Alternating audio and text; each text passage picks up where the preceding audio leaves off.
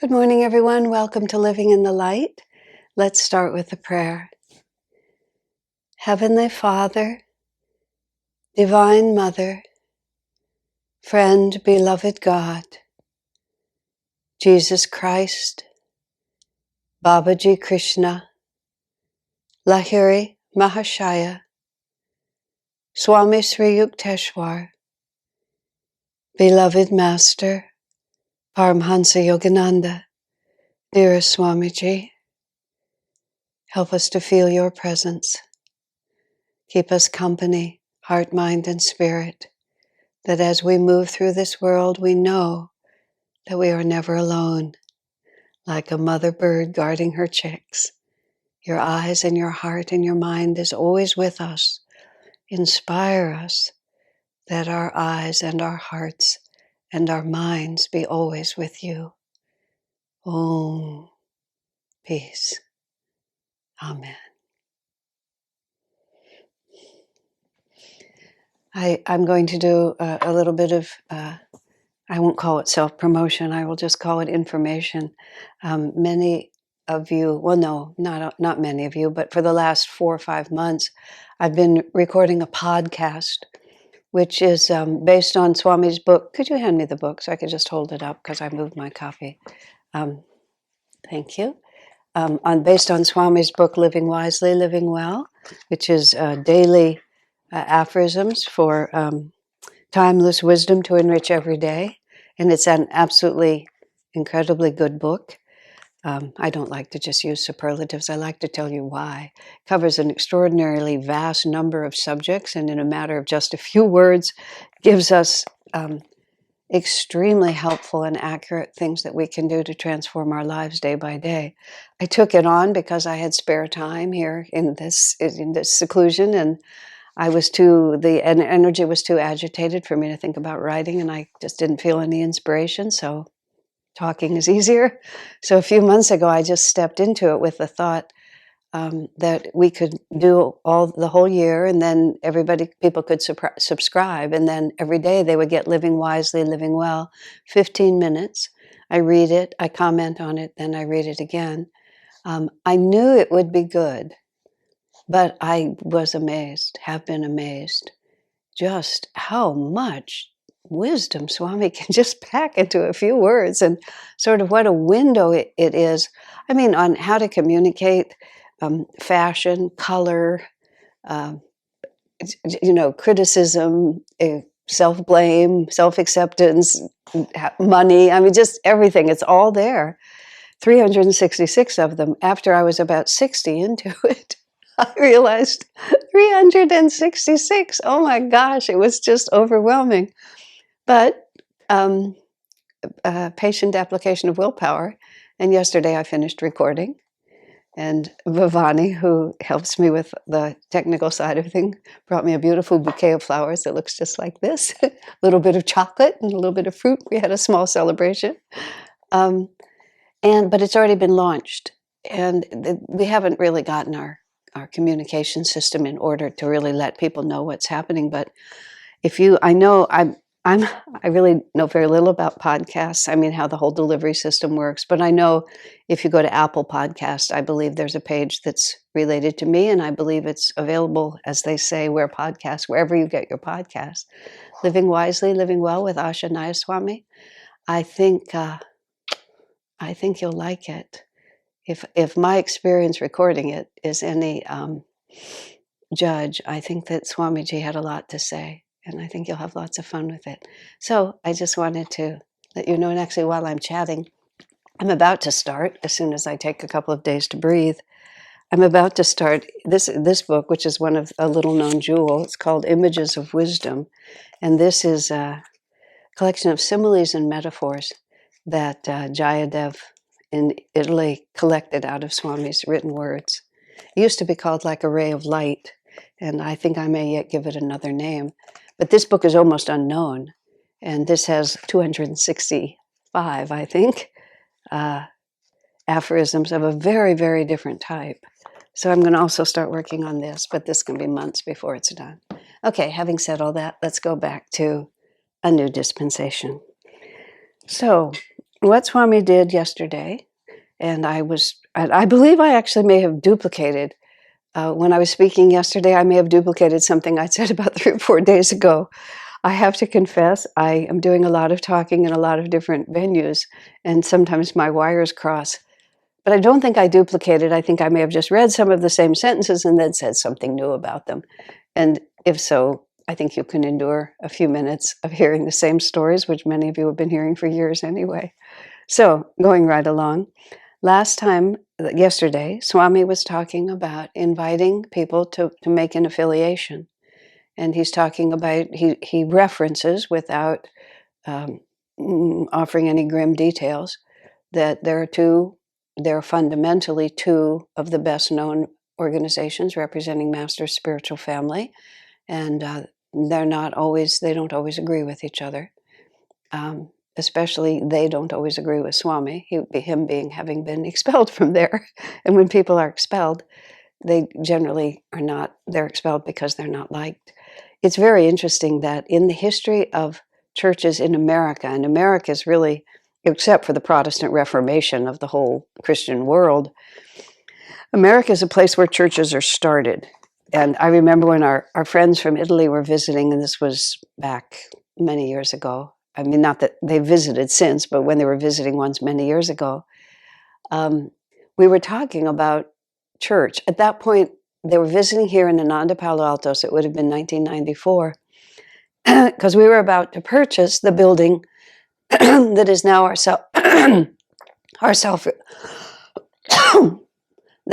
self-realization temple. And it was constructed as a Catholic church, and it served as a Catholic church for about 40 years, St. Aloysius. And then now it's the Self-Realization Church of Ananda. And we were having just this conversation, and then suddenly they were talking in Italian to each other. And a spokesperson said they just find this incomprehensible, that the Catholic Church could sell their church to someone, because in their mind, first of all, church means Catholic Church, period. There's no like churches, there's just the church. So even that concept was weird. And that a building could actually, that they would just close it and make it into another. And I was laughing because I said, in America, we start churches. I mean, I'm saying this because it's important. Like, America has a wholly different attitude towards spirituality than many of the European countries or the Asian countries. It's because we were a blank slate. And in other contexts, in these morning satsangs, I've talked a great deal about why Master came to America. I mean, Master incarnated in India, but his work and his mission was in the USA. And that wasn't random. And the mere fact of the way America was founded itself, I've expanded on these in other places, but all of this was part of this cosmic wave of Dwapara coming in, where you could go into a place that was spiritually more or less a blank slate. I mean, not that we didn't have churches, not that there wasn't an established sort of religious culture here, but the very nature of the country was intended, it was founded for religious freedom. The Pilgrims fled religious persecution, and they came to America, and in their different colonies, they set up their own idea of what spirituality should look like. And then they fought each other about it. But anyway, that's just the way it was. But the country was established specifically to allow people to do that. If you're American, if you're born and raised in America, as I have been, you take this in with your mother's milk, so to speak, even though I was Jewish in this country. You take this in, and this is just the way it is. It seems natural to you that people can be inspired. And when they're inspired in a spiritual way, they can be pioneers. America is a pioneering country. So you pioneer an entire religious expression, whether it's Christian Science or Mormonism or some evangelical branch of Christianity. I mean, they're all over the place. I only know bits and pieces of them. But if you feel that inspiration, and the governmental structure actually even supports you, it's relatively easy. You can incorporate. as a non-profit religious corporation, and you become a recognized legal entity based on your spiritual point of view. I mean, as the years have passed, this has all become, very systematized. And what that means is inspiration just can come anywhere. And yes, the Western side tends to institutionalize it, but the USA is extraordinarily free in what it will allow people to do and then recognize them for doing it. So, and the history of religious movements in the USA where they exist it goes like this. There's there's a founding energy, and only rarely is that founder an avatar, but you have a saintly, inspired person, generally speaking, who are drawing from the revelation of an avatar, some form of Christianity or some form of Judaism or something, where they're going from an established tenet and then they're moving from that. Nowadays, people take it much more broadly than that. But you have the founder, you have an organization start for a period of time because it's a singleton. I have to sneeze. Forgive me. Because it's a singleton and because it's been invented, it's been received, inspired by the individuals who are right there living it. There's one entity and they have a monopoly on it and they've defined it. And so what happens then is that single entity becomes the definition of the orthodoxy of whatever that is. And almost always, if you study, the history of religious movements in the USA, at some point there's a split within that first entity. It can happen after the founder passes, and those who are left in charge disagree about the founder's intention. Sometimes it happens between the founder and a co-founder, or the founder and one of his followers. And either the individual declares his independence or her independence and goes off and makes her version of it, or the founding entity expels the one who's marching to a different drum. And then you have the first church of, whatever it is, of, and then suddenly you have the second church of. Because usually when that first split happens, usually the renegade, either by choice or by expulsion, the renegade still considers himself or herself to be an expression of the founding principles. He's not starting his own entity different from, he's starting his own entity loyal to, but different from. And that's how it happens. That's why you have the first Church of Christ Science, the second Church of Christ Science, or you have slight variation. I can't remember the details, but it's like, the United Methodists, the Methodists of America, the Presbyterian conflagration, not conflagration, but convocation. And then you have the Presbyterian Association. Similar names, but slightly different, and everybody who knows the esoterica for a generation or two has to decide among all of those. So Master's work has not been different. There's the first church of and the second church of, and that's basically SRF and Ananda. And over time it will sort itself out, but especially in 1983, it was still a little alive and well. Alive and unwell might be the way to say it. So, Swami has given, yesterday I read, he gave us 2 paragraphs. Go where you find inspiration, continue to follow it, whenever the directions change. Ignore any negative reasons why you should not affiliate with others if you feel inspiration. So, Swami says, Self-Realization Fellowship and Ananda are the 2 best-known representatives of this family of self-realization. SRF was founded by Yogananda himself. Ananda was founded by a direct disciple, myself. Sincerely, I always appreciate that Swami just says that.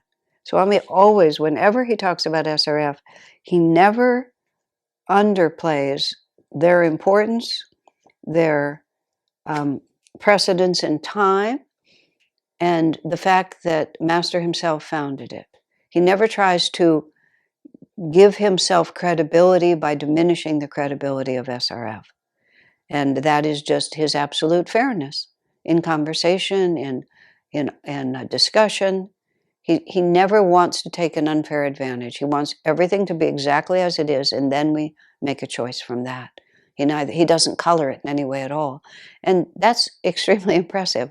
When we were dealing with the president of SRF after Master, and her behavior was less than laudable in the circumstances that we had to meet her. Unfortunately, we saw her in the least favorable circumstances that were possible in the conflict with Ananda.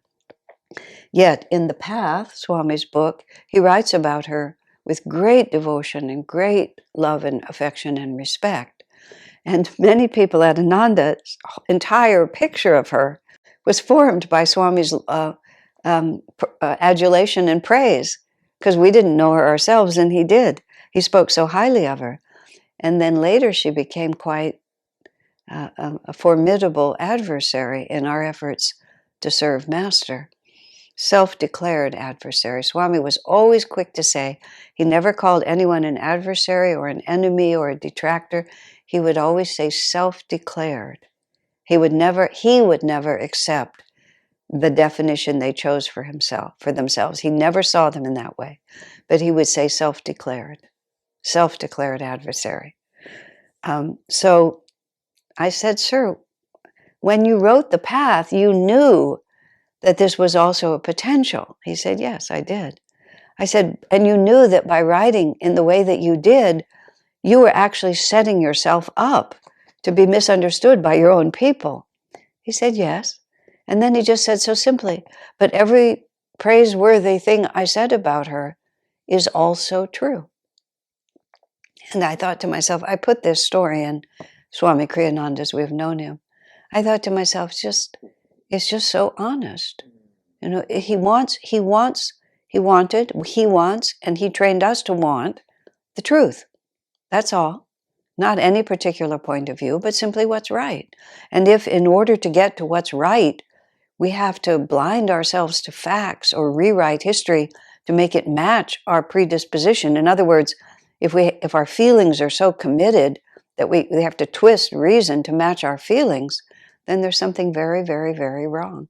In the end, actually, in various ways, a posthumous message from one of his chief self-declared detractors, after she passed, she actually sent a message to Swamiji through someone else that had come to that man in vision, basically saying, I was acting from a previous incarnation, and I failed to understand that the events of the past were not the events of the present.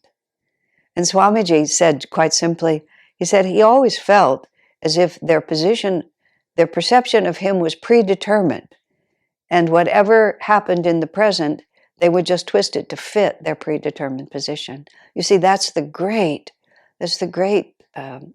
power of Maya, is it just confuses us. And Swami was steadfast in his determination not to allow Maya to confuse him. So he says, Self-Realization Fellowship was founded by Yogananda himself. Ananda was founded by a disciple.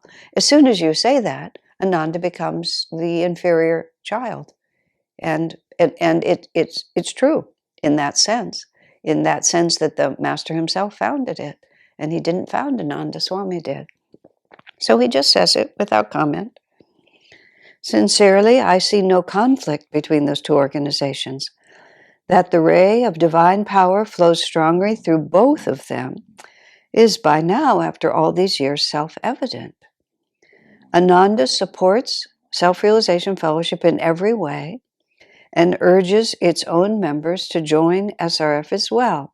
It was, for many years, it was a requirement of residency at Ananda that you also be an SRF member and take the SRF lessons.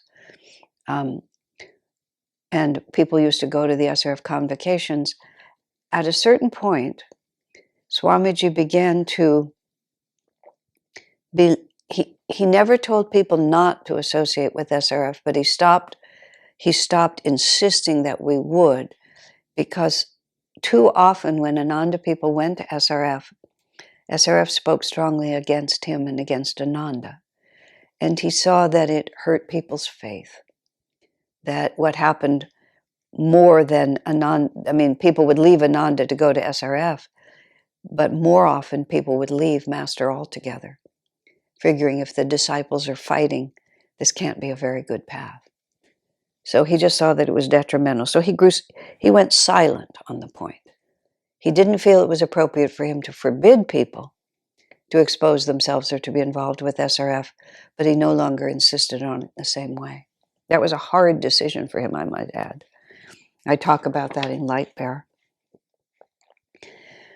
Ananda supports Self-Realization Fellowship in every way and urges its own members to join SRF as well. If there is a difference between the two works, it is only that Ananda offers greater scope for individual service to the divine ray that our line of gurus represented. Once again, isn't that just such a beautiful and generous way to put it? And the difference is community. Especially at this point, we were just branching out into having urban centers and what would amount to churches. But we were primarily Ananda village as more than anything else. Everything else was just beginning to grow. And what that meant was you didn't have to be a monastic to be fully involved. And so leadership and responsibility and opportunity was dispersed over many different people.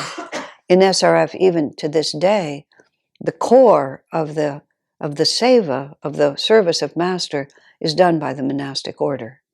And so if you're not drawn to that lifestyle, it's hard for you to become 100%.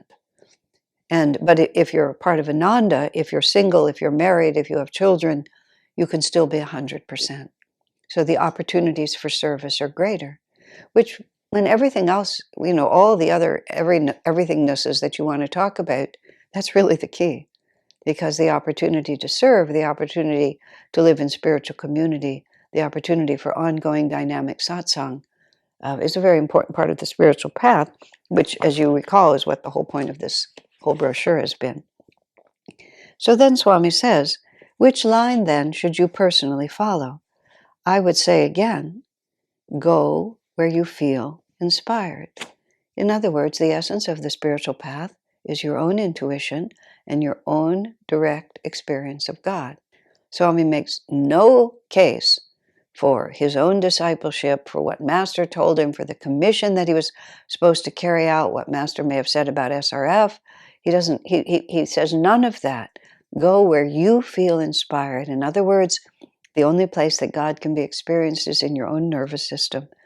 Pay attention to your own experience. That's what Dwapara Yuga is about. It's about the individual. It's about us learning intuitive faith in our own experience. Whenever I hear this, I always think of the experience of St. Peter with Jesus at the end of Jesus' life when he was cleaning house, as a master may do. He knew that the crucifixion was coming, that it was going to get very difficult to be a Christian. And there weren't even such a thing as Christians, but it was going to be very difficult to be identified as his follower. And he knew that there needed to be a very powerful core. And those who had gained something but didn't have the karma to be able to stand against the storm that was coming, he was making it possible for them to exit. So that was when he began to say, eat my body and drink my blood. And now the church has a symbolic explanation of it, but there was no symbolic explanation. And when you read in the Bible, I love this part. Jesus says, eat my body and drink my blood. And the disciples said one to another, this is from the Bible, this is a hard teaching. And it says, from this point, many walked with him no more. And they left. They had learned a lot. He was a good rabbi. He was giving them a new understanding of the spiritual path. He was extraordinarily charismatic. He could work miracles. There was a tremendous amount of controversy as to who Jesus was. But nonetheless, they'd had experiences, but all of a sudden he was offering something they didn't understand. And from this point, many walked with him no more. And now what Master says about that, and you've heard me repeat this many times, but it's so important. It wasn't a test of who Jesus was. Jesus didn't need to prove anything. Jesus just shone his light, and if you wanted to stand in it, you could. He wasn't forcing anybody to do anything, and his realization was assured. It was a test of the disciples' capacity to trust their own intuitive experience, because Jesus knew that the storm that was coming, if they weren't rock firm in their own experience, the storm would just blow them off the path anyway.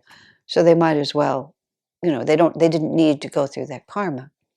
So then there's an exchange in the Bible between Peter and Jesus, because many walked with him no more. And the Bible being so terse, but I think of that as many of the experiences that I've been through with Ananda over the years. In the Course, it's changed slightly recently since Swami's passing, but every 5 years, pretty much like clockwork, from the early 70s, something would happen that would just be a huge challenge to people's commitment to Ananda. The fire came and burned us down. Swami stopped being a monastic and he got married. SRF sued us, and then Bertolucci sued us. I put in there, Swami wrote the Festival of Light, which might not sound like much to most people, but it was like suddenly, quote, making Ananda into an institution, and that totally freaked a lot of people out. And every 5 years, the vibration would intensify in some way that some people couldn't understand, and they would leave. And sometimes people that you really loved left. And when these changes would happen, my best friends have just left. People that I've looked to as my companions are no longer committed. What does that mean about me? So when I think about that, I think about the context. Many walked with him no more. There's no list in the Bible of which of Peter's best friends now no longer trusted Christ or wanted to follow him. But it must have been a huge upheaval. So Jesus says to Peter, and again, there's no tone in the Bible, but I imagine a tone. So, Peter, what are you going to do?